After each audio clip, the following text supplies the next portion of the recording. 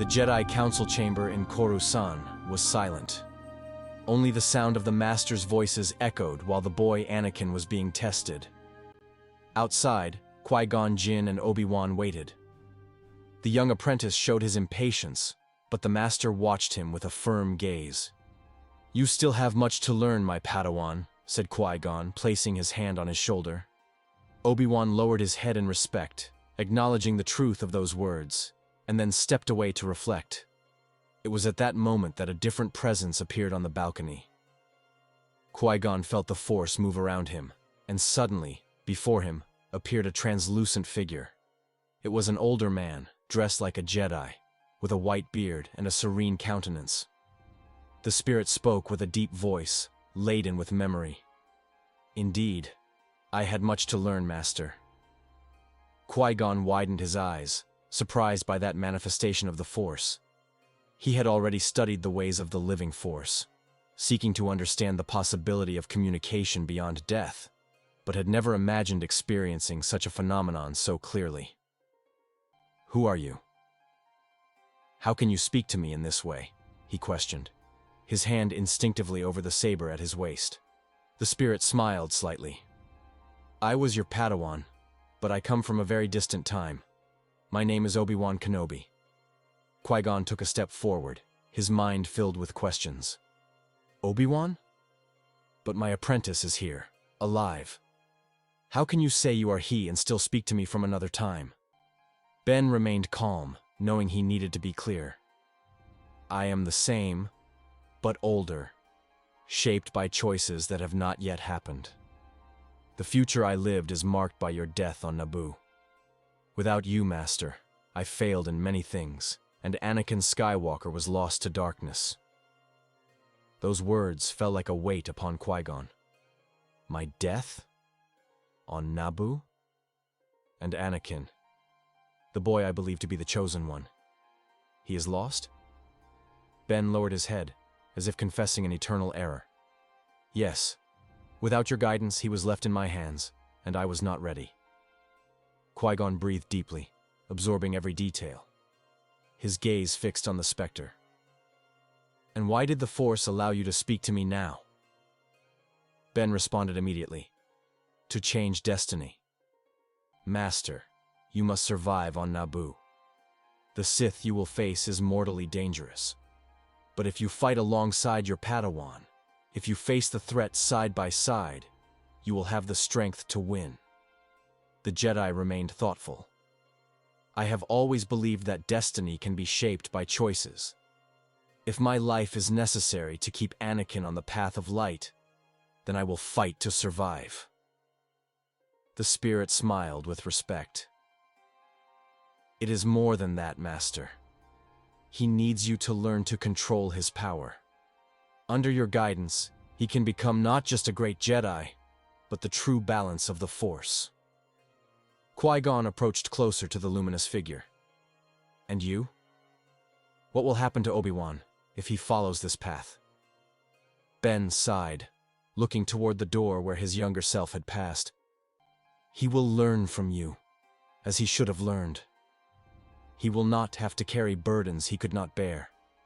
I am just a reflection of a future that no longer needs to happen." For a moment, silence took over the corridor. Qui-Gon lowered his head in respect, understanding the weight of the revelation. "Then this is what the Force wanted to show me. That there is more at stake than I imagined. Thank you, Obi-Wan." Ben nodded. "But what matters is that you are ready. The battle on Naboo will be the turning point." With those last words, the specter began to disappear, its light dissolving like mist in the wind. Qui-Gon remained motionless, his heart firm and his mind more alert than ever. He knew he needed to prepare, because the destiny of Anakin, of the Jedi Order, and of the entire galaxy would depend on his survival in the duel that approached. The atmosphere on Naboo was tense. The Federation troops were preparing to resist, and Queen Amidala had laid out her plan. While everyone organized, Qui-Gon Jinn remained focused, knowing that something greater was about to happen. He clearly remembered Ben Kenobi's warning, who had told him not to face the enemy alone. This conviction guided every thought, and therefore, when they approached the royal hangar, he was already decided. He would not allow Obi-Wan to be separated from him, no matter the cost. The hangar doors opened, and the dark figure of Darth Maul appeared with an expression of hatred and bloodlust. He spun the double saber and activated it, spreading its red light through the metallic environment. Obi-Wan prepared to advance with the typical impetuosity of youth, but Qui-Gon raised his hand and ordered, "We will fight together." The certainty in his master's tone made Obi-Wan contain his impulse and remain beside him. The combat exploded in violence. Maul advanced like a storm, each blow more brutal than the previous, trying to separate the two Jedi. But Qui-Gon blocked with precision and always retreated to keep Obi-Wan close. "Don't let yourself be carried away by his hatred," he said amid the strikes. Obi-Wan nodded, concentrated, and responded with quick counterattacks, balancing the enemy's fury with discipline. Maul realized he could not break the unity of the two and change tactics, trying to use the terrain to his advantage. He led them to the energy corridors, a narrow and dangerous environment. There, in the original Destiny, Qui-Gon would have been alone. But now he stopped and waited for his apprentice to approach, remembering the warning he had received. "Don't face him without me, Master," said Obi-Wan. Qui-Gon smiled briefly. "I don't intend to make that mistake." The Sith attacked with impressive speed, spinning the blade from side to side. Qui-Gon absorbed the pressure with solid movements, while Obi-Wan opened gaps to counterattack. The synchrony between them grew with each moment, as if their sabers were extensions of a single will. Maul roared in frustration, realizing he could not isolate them. In a critical moment, Maul managed to push Obi-Wan against the wall and launched himself at Qui-Gon with the intention of killing him. But this time, Obi-Wan was already ready. He jumped forward and blocked the blow before it reached his master. Qui-Gon took advantage of the opening and delivered a side attack, forcing the Sith to retreat with difficulty. "Now!" shouted Qui-Gon, and the two advanced together. The final clash was devastating. Maul tried to spin the double saber to deflect, but Obi-Wan blocked his lower blade, and Qui-Gon launched a firm blow against the Sith's torso. Without escape, Maul was pushed back, and with a coordinated cut, the two Jedi pierced through his defense, throwing him into the abyss in defeat. The Sith's roar of fury echoed until it disappeared into the depths. Silence returned to the hangar.